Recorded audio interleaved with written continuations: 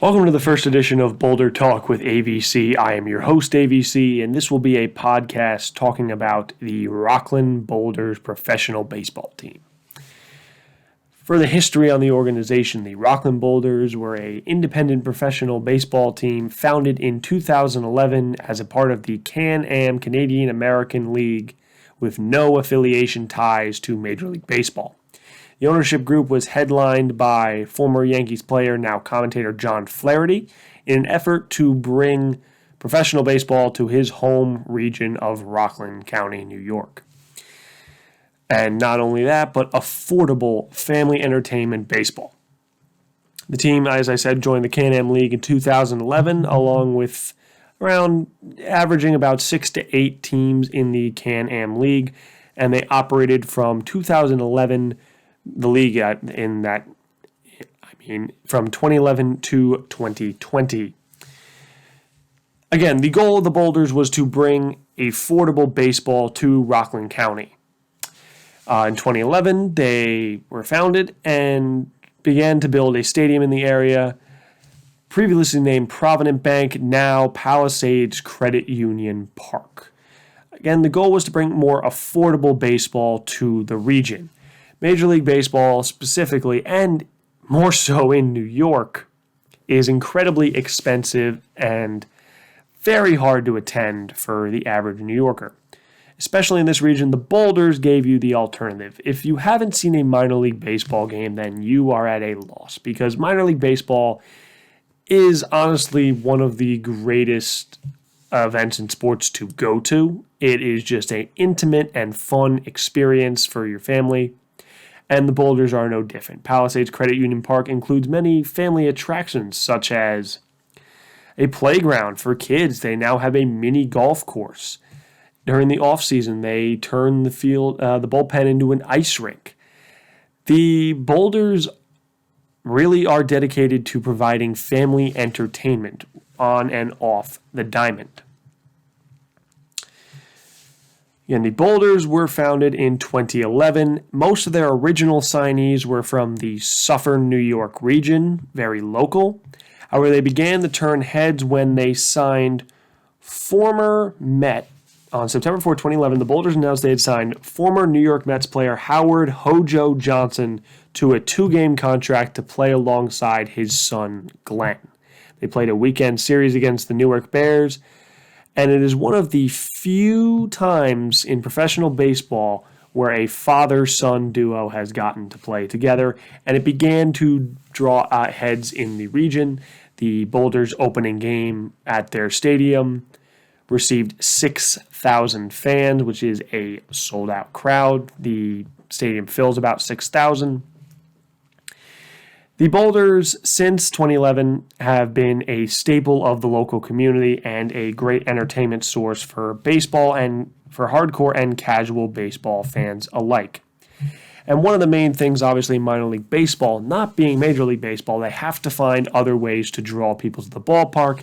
And a lot of the things the Boulders did in the beginning with Hojo Johnson, for as an example, is bring in former Major League players. They did so more in the future, and brought in different former Major League players, maybe not at the level of Hojo Johnson, but quality players that would draw eyes to the team and bring fans into the ballpark.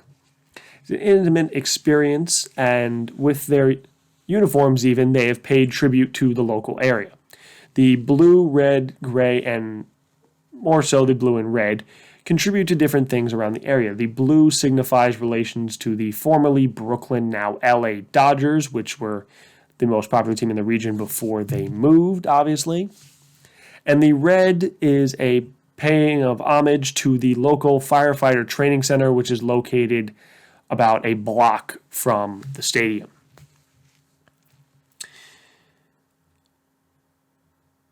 The Boulders have also done other series outside of the Can-Am League to draw eyes to the product, such as in 2017 when they played the Cuban national team. Now, I had actually attended 2 of those games, and let me tell you, it was some of the most fun baseball I have ever witnessed. Let's put it this way, the Cuban national team got more than they bargained for with the Boulders. The Boulders, while not always the cream of the crop in the Can-Am League, have always been competitive, making the playoffs in 6 of their seasons of existing and 6 in a row, winning the championship in 2014. However, in 2017, when they played the Cuban national team, it was perceived that the Cuban national team had a large advantage and was looking to stomp them. The Boulders, in a 3-game series, beat them 2-1. And in the third game, the Cuban national team let their emotions get the best of them, and one of their players actually chased the umpires off the field and began to try to get into a fight with some of the Boulders pitching staff. It was a very exciting night at the ballpark, let us put it that way. As I said, Flaherty and Boulders ownership wanted to bring affordable entertainment, mostly in the form of our nation's pastime, to the region. However, it had brought even more than that, as Provident Bank Park Palisades Credit Union Park, to its credit, has done even more for the region by giving it a venue to host events, many of which I have attended, including NYPD versus FDNY hockey, including local independent professional wrestling events, including high school and college athletics. As a former Nyack High School baseball player, I played a wood bat game in Provident Bank Park, Palisades Credit Union Park against the Clarkstown South Vikings. And it was a phenomenal experience. And for a long time, that is where the regional championship was held. It was the grandest stage in Rockland County sports. And at the time, even, it was the premier stadium in the league. The league, as I said, averaged about 6 to 8 teams,